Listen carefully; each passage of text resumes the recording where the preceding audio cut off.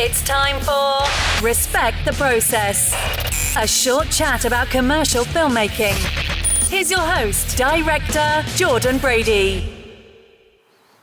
Oh, Helen, you know, it's late at night, April 2nd, 2026. I'm out in my trailer here in West Los Angeles. And Helen, when you intro me, I think, it's a little late. I should go to bed. I'll do this episode intro tomorrow. And then you tee it up with such energy, that joie de vivre, Helen, that you bring to the show.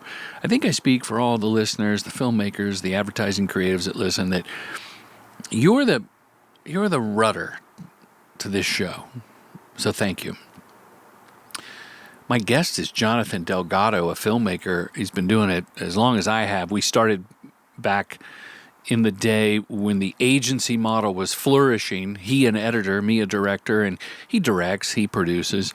And Jonathan, he hasn't shunned that model now, but he has invented his own way, carved his own path. A lot of direct-to-consumer clients that he's doing ads for, and he's nimble, and I just love his whole attitude. You're going to enjoy this. And he also coaches filmmakers, not unlike yours truly, but he has an actual system in a way that you can get clients. And I'm always supportive, Helen, of the filmmaker come entrepreneur that can get her own work by hustling. And Jonathan does these free Zooms called the Director's Cut series that I'll put a link at jordanbrady.com to all the stuff. So you're going to enjoy that. What can I say? This episode is brought to you by Posh Duo, the original 2-in-1 wax styling stick for your hair and your beard. Full disclosure, it is my product. That's all I'm going to say. I invented it. I use it. I came up with the formula with the tea tree oil and the citrus. And I love making silly little ads for it. And it's a soft launch. It'll come out this summer, but you people know about it. I really did develop it for filmmakers on the go because I want to look good. I was blessed by the good Lord with a full head of hair and a nice beard. And when I travel, I don't like to carry a lot of crap. And I like a stick because I don't like to get the wax all over my hands. So I run that Posh Duo stick through my head. I look posh. I feel great. And I smell good, at least to myself anyway, because when you put it on the mustache, you can smell that tea tree oil. So that's Posh Duo. You can only get it from the Instagram account or at jordanbrady.com with the show notes. I put a link. And of course, before we get to Jonathan, I'll tell you, the Filmmaker Retreat, it sounds like it's far away, October 1st through the 4th, but it's a tick of the clock. It's going to be here, and you want to save your spot. It's year 5. No one has had a bad time. Everyone has left with a renewed spirit, energy, and focus. And I like to think everyone is left with actionable steps that they can take to further their career. We focus on finding your voice, developing your point of view, and we just have a lot of fun. And, it's funny because as I've done boot camps since 2015, in-person boot camps and taught filmmaking, the one thing about the retreat that you just can't replicate is getting basically off the grid and having meals, catered meals, by the way, out in the desert in this magical space with 15, really 17, because myself and my lovely wife, filmmaker Jeanette Godoy, are there. Have it just shooting the breeze, talking about life, comparing notes on how we execute jobs, best practices, problems, sharing, and goals, and keeping one another accountable. There's a text chain, actually, from last year that is pretty regularly updated with everyone keeping in touch. So, DM me if it's right for you, and we can jump on a call, and I'll talk you out of it. Okay, let's get... Oh, and before I forget, before we get to Jonathan, yes, there will be Magic Mind free for everyone for all 4 days. When you land and before you take off from Joshua Tree, everything's included. Your private room, all the meals, the curriculum, we take a party bus into the park and do a hike, and there will be Magic Mind. The mental performing elixir. Helen, we've been drinking the Magic Mind. I don't know. It's over 3 years now. I want to say it was 2022. So this would be into our third year. The ashwagandha, the ceremonial grade matcha, but it's really getting in that flow state where you just kind of just let it get like the pen to the paper. It flows. I love it when I'm editing late at night. The magicmind.com/Jordan Brady. Okay, let's get to Jonathan. Thanks, everybody. Brighter, I've been doing this a long time, obviously, and brightercompany.com, thank you for remembering our terrible URL, is I thought it is really bad. I mean, it's just terrible. Brightercompany.com, it sounds like you make children's books or something. Well, it's a great story, too. The fellow who did that web design did it for me. The first website URL, probably no less than 15 to 20 years ago. Wow. Dial up. When he did that for me, I was like, yeah, who cares? URL, what difference does that make? How funny is that now? But anyway, my story. I started brightercompany.com, Brighter, when coming out of working in TV commercial editing, which I did for a very long time. I was one of the original editors at Red Car New York, got brought out here to LA, did all kinds of fun, exciting things in editorial. And formed my own company called Terminal Media. We did great work, won all kinds of awards, got the trophy, the whole story. And when I rapidly learned or was faced with this industry shrinking, and I remember seeing it very clearly at Termin, I remember my producer, Michael Gresh, a wonderful man who would bring projects and we would decide we're going to do them, you're not going to do them. And I remember the budget just going, boop, boop, boop, boop, boop, boop, boop. If you're not watching the video, Jonathan just made a shrinking sound. Boop, boop, boop, boop, boop. So I knew then, and we're talking about 2003 or 4, that things were going a little south.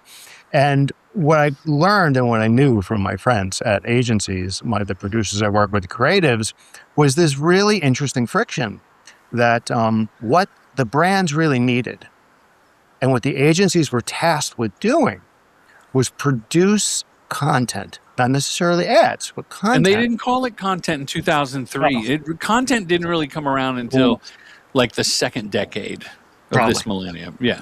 They probably called it brand films or something like that, or an industrial maybe.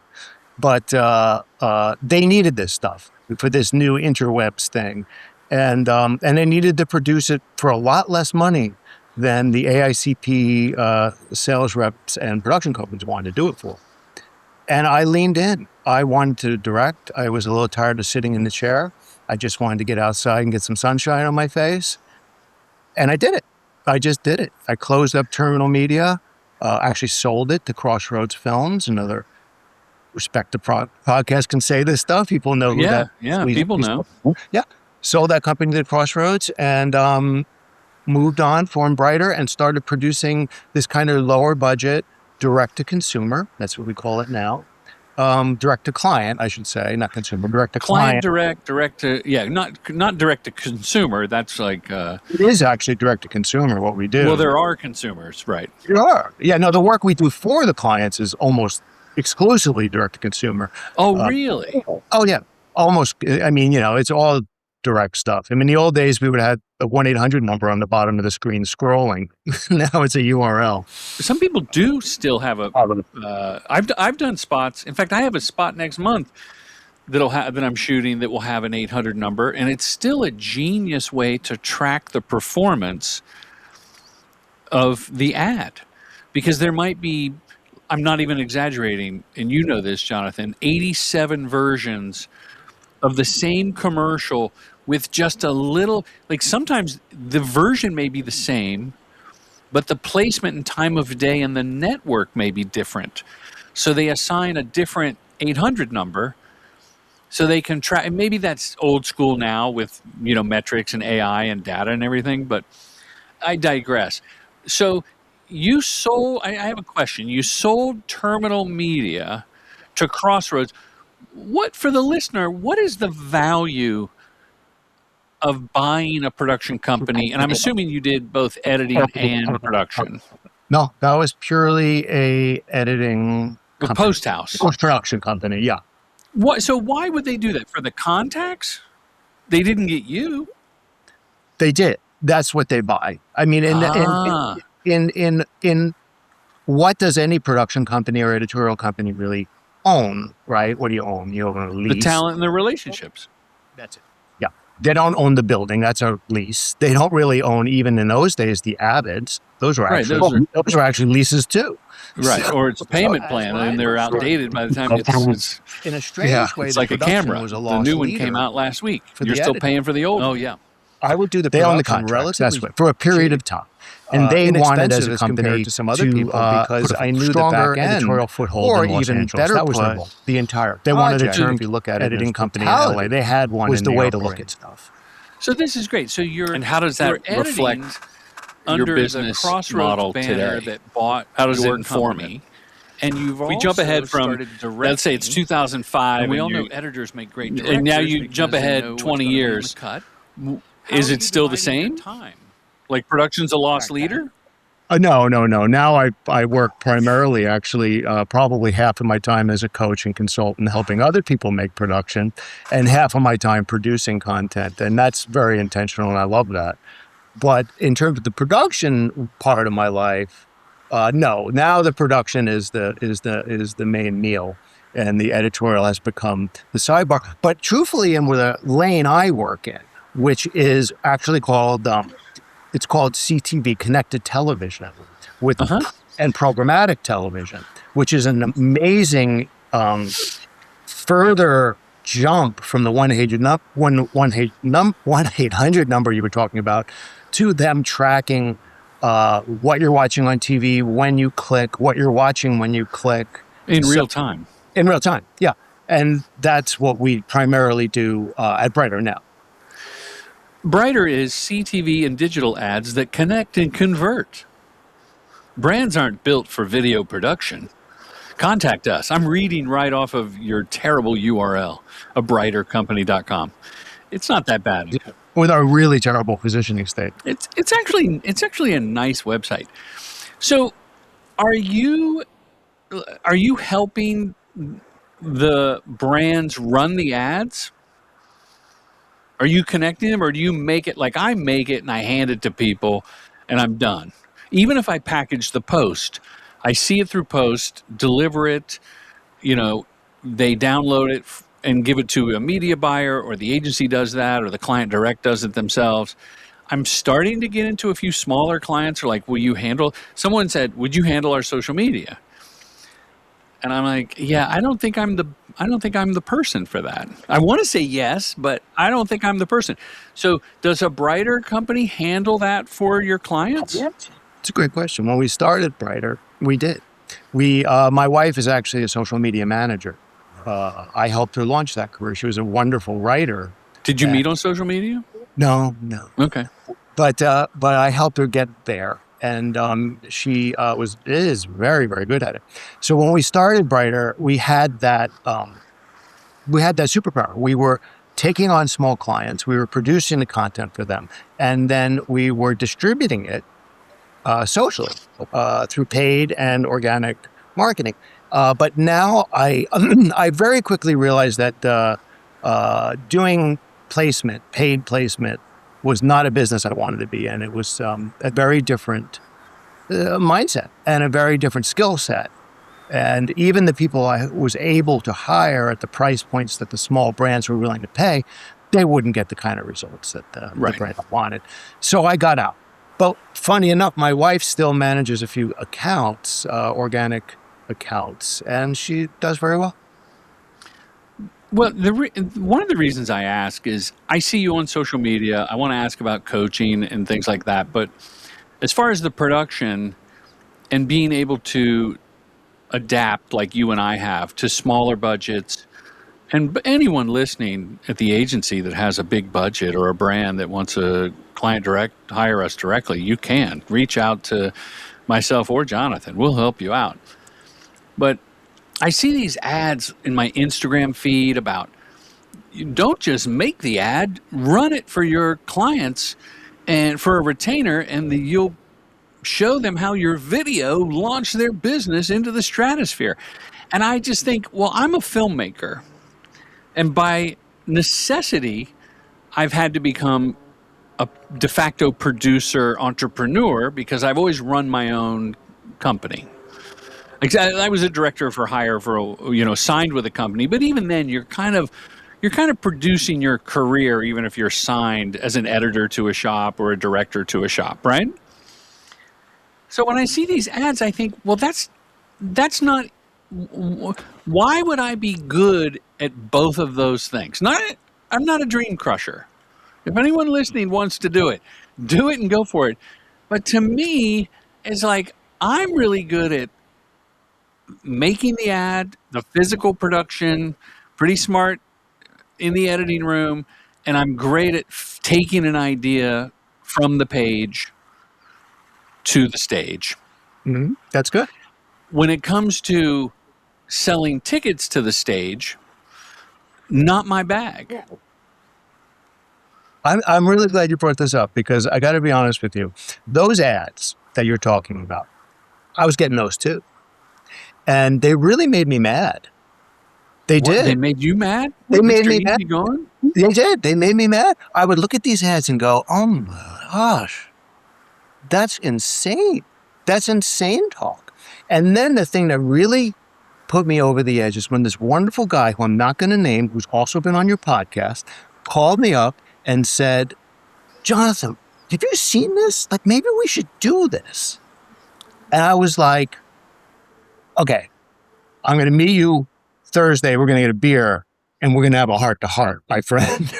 Because I just, I'm not naming him. No, sorry.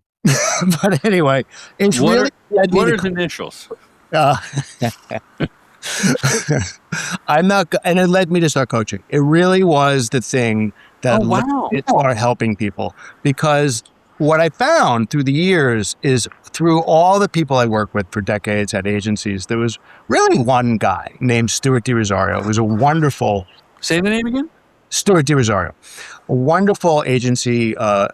He's a writer by trade, but he's much more than the writer. But I learned so much from him about brand.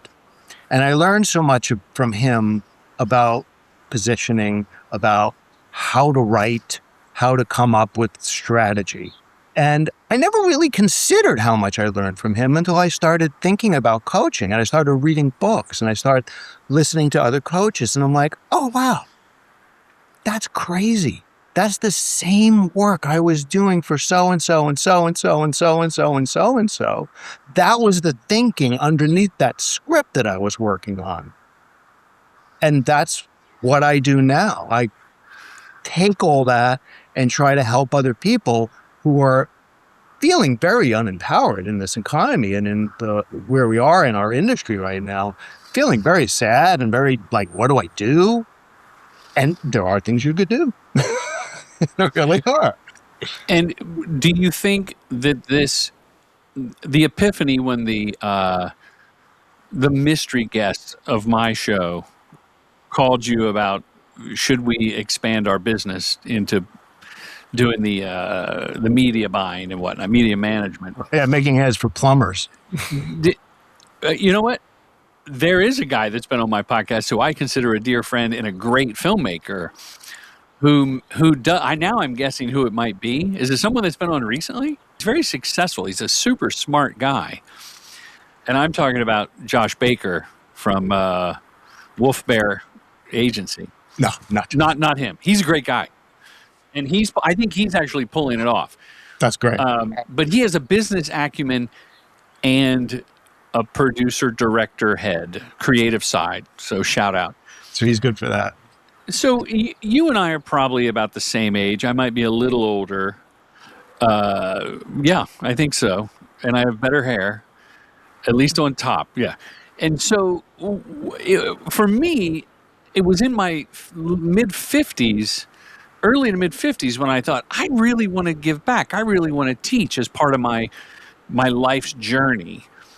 And do you think that had it not been this mystery guest calling you, it would have happened anyway? That was just sort of the catalyst?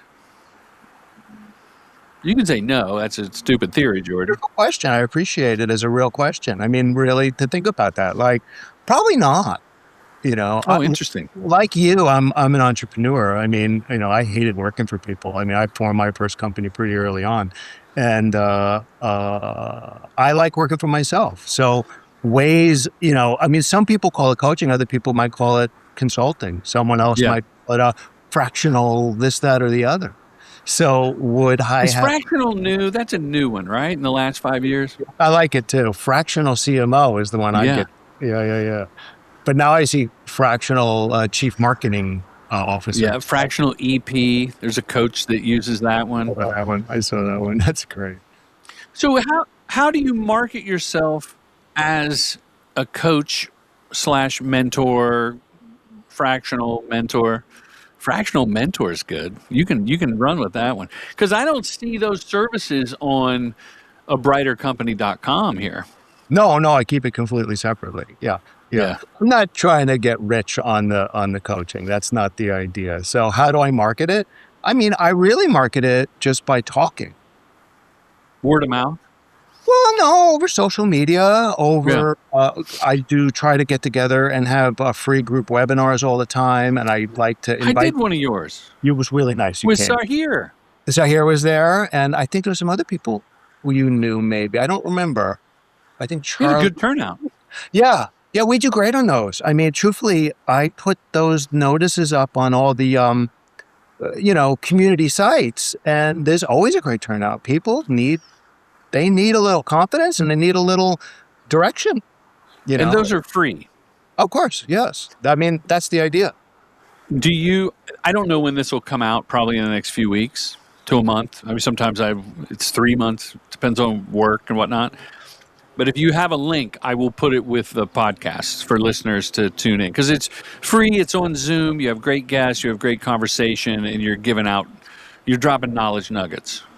Yeah, and just to give a URL, I mean, you could always go to the coaching website, which is directorscut.studio. Oh, right. Of course. Right. I'm on the email list. And we always put the notices for the webinars up there. I mean, and there's also sign-ups on there if you want to do anything specific. I run a group program, and right now we have 5 people per group. That's it. And we just all work together and build each other's, positioning, clients, strategy, so that they can get out of that gig to gig rut. You said it, posted the other day. I loved it. You said something about like, oh, the job ended, I'm never going to work again. And you were doing it in jest, obviously. God willing, I was jesting, yes. Yeah, no, but that's true. That's the imposter syndrome. That's how you feel. That's such a telling place to be. It's every creative discipline. I don't know about, like, if you're an accountant and you get fired, if you think the same thing. I'm sure it's a human condition. But for creative people, it's a real thing that it's like addiction, in my opinion. If you acknowledge that you have this, that's the first step to recovery. That's 100% correct. Yes. Right? What's the biggest advice you would give a director starting out right now? And I'll tell you why I'm asking this, or for context. Earlier this year, at the beginning of the year, I did a commercial directing boot camp, right? I started in 2015, and they're amazing. Great program. Absolutely. It costs a lot of money. It's one day, but it's the real shit, okay? Yeah, no, it's compared to other things, it's not expensive, but it's well worth it, and I'm not even joking. So, I thought, I had this existential crisis, Jonathan, of how do I teach people to make a living as a commercial director in an economy that's harder than it was when I started this boot camp in 2015. I don't want to sell people something that, like, I have to believe in it. And I make a living as a commercial director in my 60s by adapting, doing smaller budgets more frequently, by building in profit margins, by packaging, by dealing with phone calls and texts that I didn't used to. I used to be a young, sexy director, collect my bag of money and go get high. Now I got to work. So that's why I ask, with all that in mind, in 2026, what's the number one thing for people to get their head on straight about directing commercials? And commercial could be anything, for Instagram, for Super Bowl spot, anything in between. Yeah, and there is really just one key thing to consider, which is we have this tendency as creative people to invest everything in our reel, our portfolio, our work, right? We are our work. And I remember for decades it was said, just make sure what you're doing is the best it can be and everything else will take care of itself. That's not true. It was probably never true, whether it was when there was more work or now. And when I think about the truly great businessman artists and woman artists, business person artists, going all the way back to a long time ago, they knew that. They absolutely knew that. Some of the great directors I work with as an editor, they were the best self-promoting business people I ever knew. So the mindset shift from do the best work and it'll take care of itself, everything take care of itself, should be shifted to I'm going to build myself. What I do, how I do it, why I do it, and the body of work is not something I do for other people. It's not the particular ad you're on today. It's your body of work. And that includes how you work. Do you do social media marketing? Do you think about what your website looks like? When you write your emails, when you do outreach, how are you doing that? Are you just asking for a gig? If you're asking for a gig, well, then you know what you are. You're in a pile of vendors. But if you're connecting with your peers, if you're hanging out, if you're like, hey, so-and-so, what's up? And you really have real relationships and you're really there, not just saying, oh, happy to help out, actually just helping out. Yes. Actually being of service and wanting to help with limited expectation. If I were more of a Buddhist, I would say with no expectation, but I'm not. I do go, that motherfucker, I did this for them, and I'm human, right? I wish that I could go, hey man, I'm just whatever happens, happens, with no attachment to a result. You're doing the work. It's always true that through generosity and through giving and through that way of looking at it, all things are possible.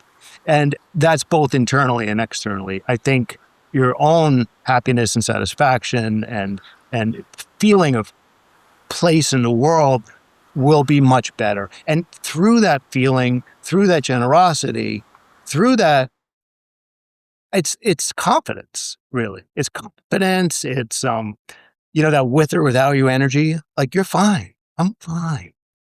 That's people are looking for. That's what clients buy. I agree. I tell newer directors or some seasoned directors looking to reinvent through coaching or boot camp and everything. It's like commercial directing is a confidence game all day. And I don't want that to be confused with a cocky, I'm an asshole because my way is the highway attitude. It's a confidence in yourself, and that breeds trust. It's a quiet confidence. Quiet confidence. That's the big difference. I had boisterous, know-it-all, young energy. I'm sure you did. Oh, yes. But you need that to get shot out of the cannon sometimes. I mean, if I hadn't had that sure-sighted thing, that absolute know-it-all, move forward at all costs. Gatto's got moxie. Yeah. When I was 23, I wouldn't be here today. So, if you feel that way when you're 23, if you're listening to this and you have that, awesome. Enjoy it. Fantastic. There's a young filmmaker on Instagram and TikTok Mhm. And I offered to help. And it's a talented young woman who's hustling, not so much in commercials. She's got a following. She produces meetups. She was at Sundance, and she's so earnest. That's And at wonderful. the same time, so confident and cocky. But not cocky is the wrong word, because it sounds like a diss. A bad thing, yeah. That I realized that as an older, especially older white presenting straight man, a young person like that is not going to listen to anything I have to say. And there was a post or two about don't listen to older people, they don't know. So that really cemented it. But I want to help so bad. I want to say, if you just dial it down to 8, you're going to cruise. You could be on cruise control, because everything's there. The talent, the moxie. Maybe it needs a little humility. Hi, it's me, Jake, the editor. You probably know Commercial Directing Film School offers in-person boot camps and online courses. But did you know my dad does one-on-one consultations? Yeah, he does. So, now you know, okay? Anyway, now back to this enthralling interview.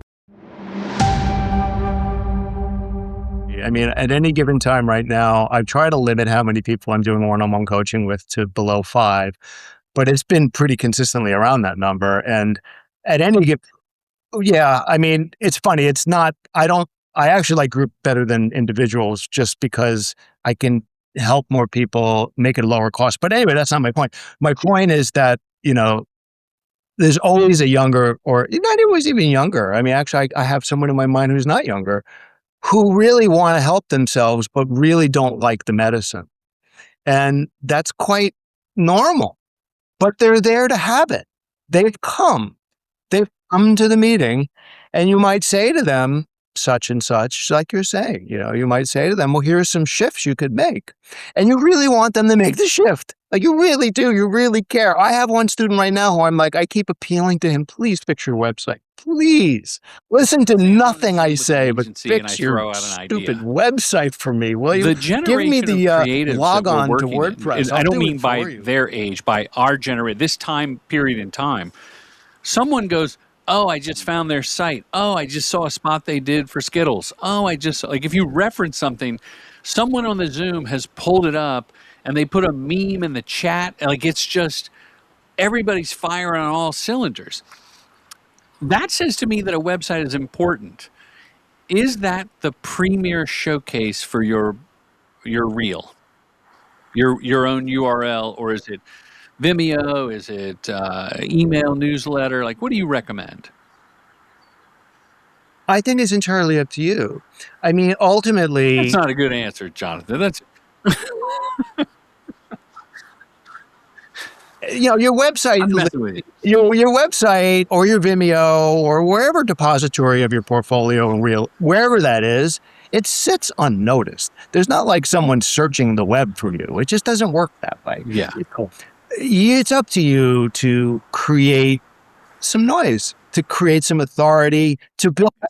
I call it a trust bridge. I mean, you want to make it easy for people to reach out and buy, if you will. So you got to build trust. You got to build authority. And whether you do that with social media, you could do it with a Substack article, you could do it all kinds of ways, whatever fits you. But you do need a depository. You need a place to send them. And the website is the most normal, average, that's where everyone goes. We put a website together. And your website could be Vimeo. I mean, why not? It could also be the Behance, for that matter, or I don't know. But yeah, you do need a spot. And when they land there, you want it to continue the conversation in the correct way. And this is like exactly the kind of stuff I talk about on Director's Cut Studio. We talk about this kind of like fluidity of the conversation from the beginning to the middle to the end. And the website's not the end. The website's the middle. I'm going to go there now, since I said it. Director's Cut Studio. Oh, that's a good URL. Better than the first one, right? Better than the first one. Here we go. Let's pull that up. Director's Cut Studio. Didn't work. It didn't work. Oh, here it is. Look at that picture of you with the beard and the hat. Some right? It's a good one. Start with freelancer to founder. That's a course. That's a course. That's a free course. And it's very good. It's really just simply about making that shift from a freelancer to a founder. Go ahead. It's really that. Get your mind out of being a freelancer, gig to gig, like you and I talked about, into building your own career, like for real, like build a company, a founder. I'm with you. This is not about tactics or hustle. It's about regaining clarity when things feel uncertain. This is great, man. In about 45 to 60 minutes, you'll be able to understand why busy does not equal stable, spot the patterns driving the feast or famine cycle, right? Identify what structure is actually missing, recognize the shift from taking jobs to building a career. Yeah, I'm aligned with all that. I mean, the only thing that this is great. Do you want to tell us the price for the course? That course is free. That course is free. Look at that. Yeah. And then you're sucked in. It's like you give a hit of crack, and now I got to come back and get more. That's the story, right? No, it's really for free. I mean, it's really free. I mean, I always think you have to give the information away because the information is free. I mean, you could come up with all those same thoughts. I can give you a list of books and you could write all the same stuff. It's really the doing of it. That's where it matters. Like you're directing school too. You could give them all kinds of articles about storyboarding, about how to work with a creative director through the process, but to actually do it. Like I love that course you have where you let people come to set with you, right? That's it. Oh, the shadow program. That's really smart because to see the nuances of the friction of what happens on set between all the different people and they're all their different interests and they're all looking at the same frame, thinking about something entirely different. But what's awesome about that is through that friction, through that weird everyone looking at the same thing differently, a good result should come if it's handled properly by the director. It's invaluable. But as far as like, you said, like my coaching in the film school, I couldn't make a living in Los Angeles anyway. I mean, maybe a small town in Alabama, but I don't know if I can hold the seminar there because the price of living is cheaper. But the shadow program, when you come to set, is an invitation. I put an email blast out. Who's going to be in this city? Who's available? And then it literally has come down to picking a name out of a hat. The one prerequisite, Jonathan, is they have to have completed Commercial Directing Shadow, the online course. And that's like $199 now, or it's old, but it's timeless because I think I shot it 21 or 22. But here's the two things that are funny about it. The course, you have to buy the course and take the course. Unless I gave it to you for some reason or you're part of a college, for whatever, for some reason I give it away, right? But when you come on set to shadow, I pay you. I think it's like $300 or $350 for the day. If it's a multi-day shoot, you're paid every day. One, because I want you to be paid. Two, workman's comp, right? A worker's comp. I want to cover you in case you trip over a lamp and break something or your foot. And there's labor laws. So it's kind of a wash. Like you make far more than the cost of the course. Now, you may not get selected because literally thousands of people have taken the course online, and I can only have I had 3 people one time on a big Toyota job because I'm friends with the agency. They're super cool with it. They're very supportive. But the thing that's crazy, Jonathan, is the course, and I'm not plugging the course during your interview as blatantly as it sounds, but my son shot the behind the scenes, and he knows the crew. He can schmooze the clients and agency, and he knows he goes up to the talent. So he's with me. It's almost like a more of a shadow online because the camera is. It's like he's in a backpack or a baby Bjorn filming as I go around. Like you're really there. And sometimes I got to go, hey, man, don't follow me to the village. Like this is going to be intense. It's going to be weird. But that's only happened a couple times. But you know, I would love to do something with you and just see how, whether it was a live webinar or something in person. What I don't want to do is a fake shoot to teach people. Like people have said, why don't you stage like a shoot and take people through? No friction. There'll be There's no friction. It's fake. It's funny. So I was on set yesterday. I had a pretty big production, and my producer Regina brought, I think it was like her niece's friend to set. And I said to her on set, right at 7:30 in the morning, I said, you can roll 2 ways here today. I'll pay you as a PA. And if you do that, you have to go downstairs and carry these director's chairs up here. Or you could stay here for free. And I think that would be a smart move. And I'll tell you about what's going on. And that thing about the friction, I said that exact thing to her yesterday. Because, and I really believe that is so valuable. And within my coaching, that's exactly where I was going. The teaching of that, the talking about that, like on a webinar or whatever, a podcast like we're on now, that's one thing. But to see it, like you show it, or like I do within the actual coursework we do, when we get into creating a website, okay, we're going to work on what your website says, and you're not going to like some stuff. But through that, and it's even better in the group dynamic, when in the group, someone else might say, oh, did you think of this? Mm-hmm. It's great. It's wonderful to see that stuff happen, to watch everyone work through that together. The retreat I do and the boot camps are community where I find the participants contribute as much value, if not more, than I do from everyone's shared experiences. The crazy thing about commercial directing, and my hat is off to editors, and maybe you can kind of correct me here, but a good editor is such a wonderful group therapist with people wanting to try this and try that. Did we shoot a take where he was on the rocking chair? No, we didn't have a rocking chair. Why are you remembering that? And directing, I listen to podcasts and there are directors I hear on different shows and they talk about, well, the agency, they killed this and they wouldn't do that. And part of me is like, well, how did you fight back? And fight's the wrong word, but like I just had to push for a location that to me was painfully obvious, the recommended choice. And people ask me, why do you like this one or that one? And I'm kind of funny, right? So I go, well, I put the word recommended over those pictures because that's my recommendation. And the backup pictures imply that if for some reason the first one didn't work for the team, we have a backup. But clearly I have laid my cards on the table. And everybody kind of pauses and goes, oh, he likes the first one. Like, no shit. But I say that because humor is one of my tools. It may not be for you.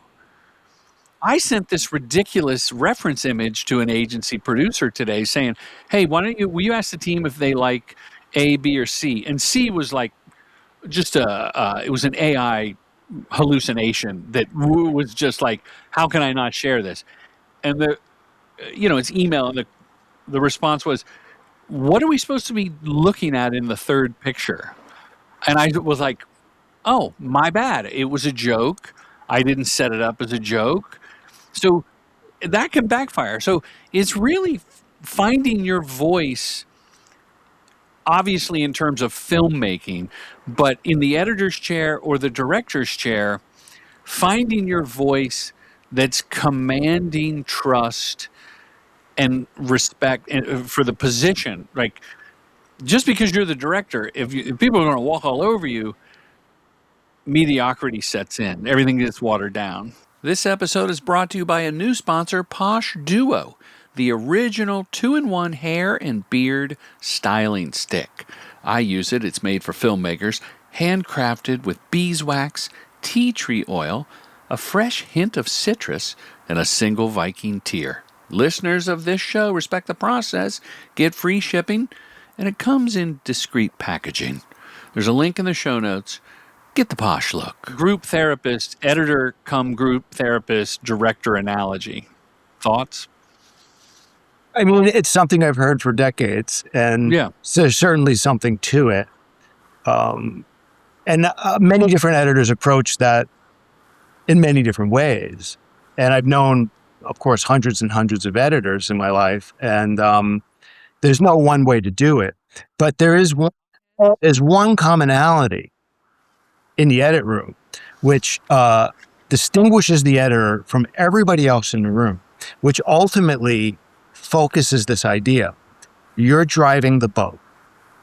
So you're driving the boat, and the boat needs to get to a certain spot by 5 o'clock, usually by 10 o'clock, but you're going for 5. And, and that's your objective. Now, other people in the room might have all different kinds of objectives about their ego, saving face, covering up a mistake that was made. You don't know. But as the editor, it doesn't really matter. What matters is to keep harmony, keep the project moving in the correct, most productive direction, right? So you do become a therapist, not because you are a therapist, not because you have any understanding of that, but because your focus is singular. And as much as the director's focus may or may not be singular, you don't know. His focus might be saving face. His focus might be landing the next job. His focus might be the director's cut. Right. And gosh knows, I've been in that edit room a lot of times. And back in the day, the directors didn't really give much of a hoot about the agency cut.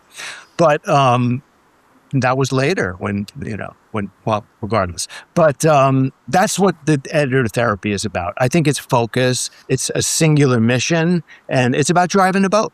And the minute you realize that, you're driving a boat, but the destination is not yours.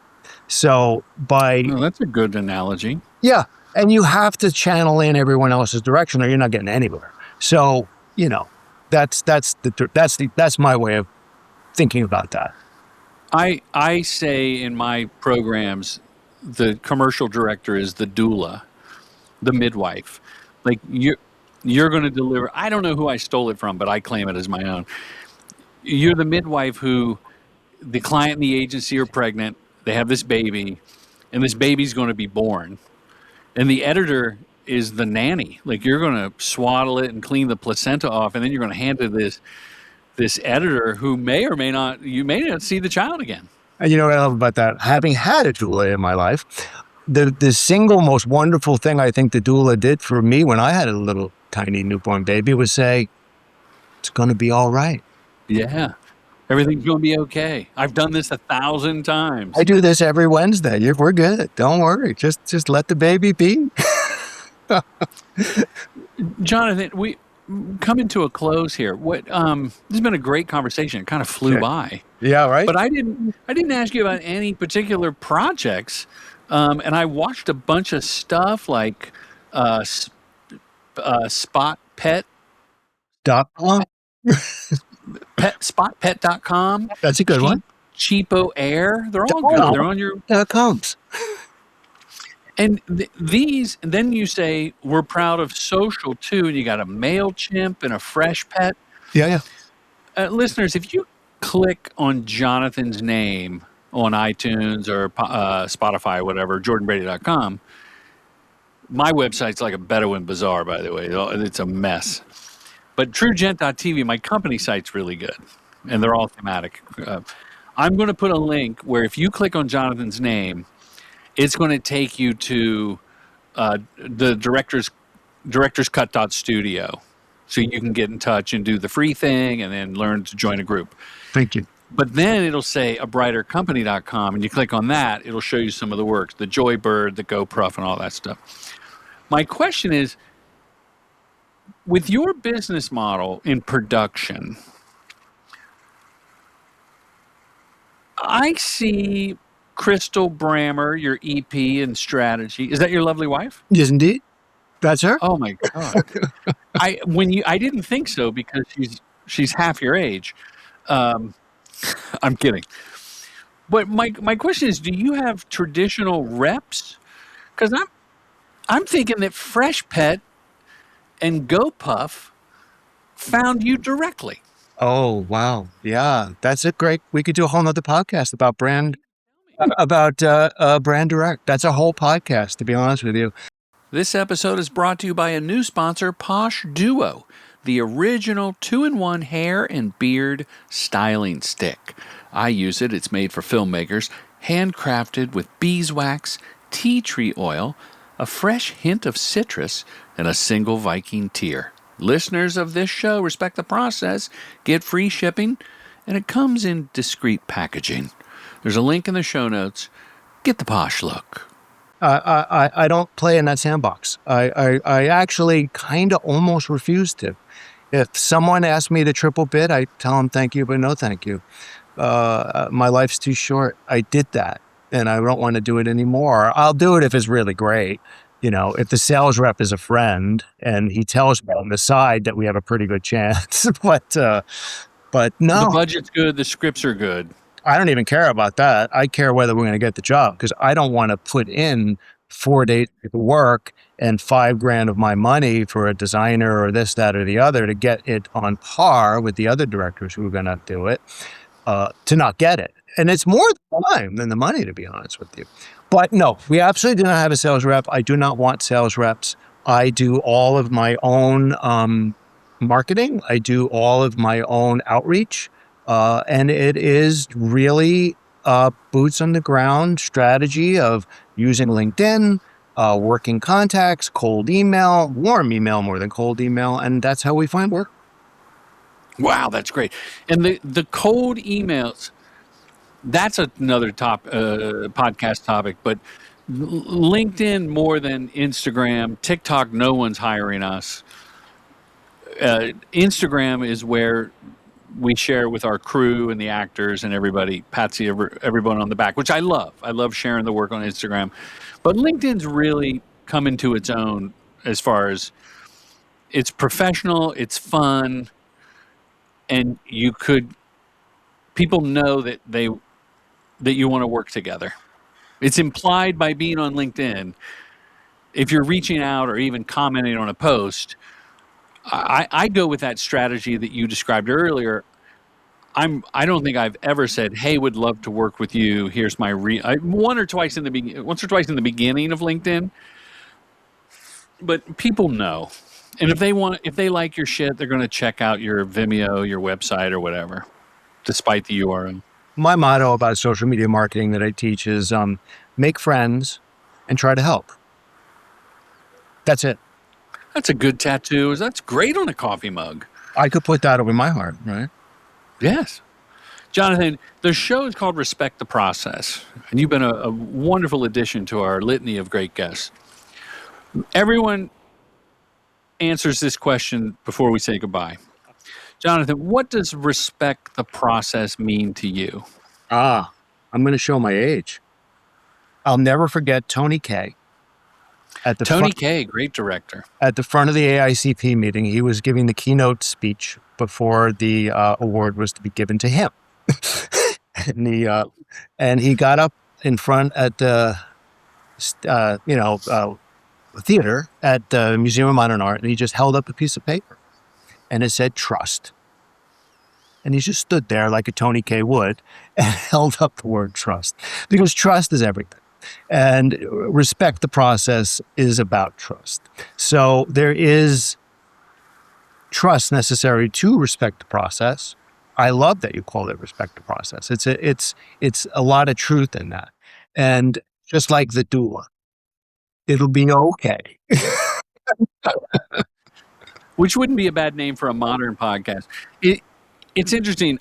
I think one of the reasons I love the name Respect the Process is because back in the day, my younger self disrespected the process just enough to be a maverick and get noticed, and had the confidence, the chutzpah to get jobs that I probably wasn't qualified for. But I was disrespecting it enough that some senior people would take me aside sometimes and go, there's an easier way. And so starting the podcast was born out of like kind of a moment of humility after losing a job. Mm-hmm. And then at the same time, like going, okay, I've been doing this a decade or two now. I think it's my lane. I'm learning. I can relax. I don't have to be hyper. You know what I mean? I'm going to get the next job, despite the monkey brain saying, will I ever work again? So there's a confidence in that. It's the calm confidence you mentioned at the top of the show. that allows you to take a step back and respect the process. Well, also, I think it's important, and another reason I like it, and I know you're trying to land a plane right now, but the process is being disrespected quite a bit in the world right now. We're almost being led to disrespect the process, and that's why it's particularly good at this moment. Quick reminder, my filmmaker retreat in Joshua Tree is October 1st through the 4th, 2026, year 5, everybody. It's a small group of real working filmmakers. I want you to come be a part of a special community, take part in honest conversations, and just take time to think out in the desert. And the food is fantastic. That's where all the magic happens, really, is we all eat our meals together. If you've been craving connection, transformational clarity about your career or life, and you really want to define your voice as a filmmaker, this might be right for you. So DM me or sign up quickly. It will sell out. Oh yeah, there's plenty of Magic Mind at the retreat. That's the mental performance shot that I drink daily. Okay, let's get on with the show. But I will say this, that part of what I like to, again, teach in Director's Cut Studio is about not dealing with the AICP bid structure, that whole business structure. Throw that out the window. You are sending contracts. The contracts do very specifically outline how many rounds of revisions editorial will be having and exactly how much each additional round of revisions will be costing you. So you're saying that's not in the AICP? No. You put it in your contract. I put it in. I don't send, in my contracts, in my proposals, when we work direct with brands, and they don't mind this because they love it. They never lived in the old world. So they like the parameters. They like knowing what they bought. This is the sandbox we're playing in. Yeah. Well, I get 3 rounds of revisions. Oh, you want to have 4 in the contract? Awesome. We can bring that up. But it is what it is. And you know what you're getting. And when they want the 4th revision, it's fantastic. I'll be sending over the invoice for that 4th revision in a few days. Happy to do it. I love this, Jonathan, because I just had the conversation this morning about this, that we went back and looked at a contract and I go, part of it's on us because it was never in the realm of possibilities that we would go a week to 10 days down. Like this was a fast track, supposed to be the easiest shoot ever. Yeah. So shame on us for not putting the X round of revisions, X this, and And how many days should be in between each round of revisions. You could put all that in there. It's not hard to do. And typically we do. We put, I usually do 2 rounds of agency notes. Yeah. And then a round of client feedback notes. That's great. Should it be more or less? It's up to you. You could put in as many as you want. But a job I just did for a children's vitamins company, they wanted to have 5 rounds of revisions. I was happy to accommodate. And the price matched. You could have 14. We can keep my editor, Josh, going for as long as you like. But it's commensurate with the budget of the job. Of course. It has to be. I mean, Josh is being paid to go to work. Why shouldn't he be? Jonathan, thank you for your insights. I hope to see you in real life somewhere. You will at Tony's thing. Is that coming up? I don't know. Probably. Oh, I'll be there. Okay, man. Thank you so much. Commercial Directing Film School's mission is to help filmmakers direct commercials professionally.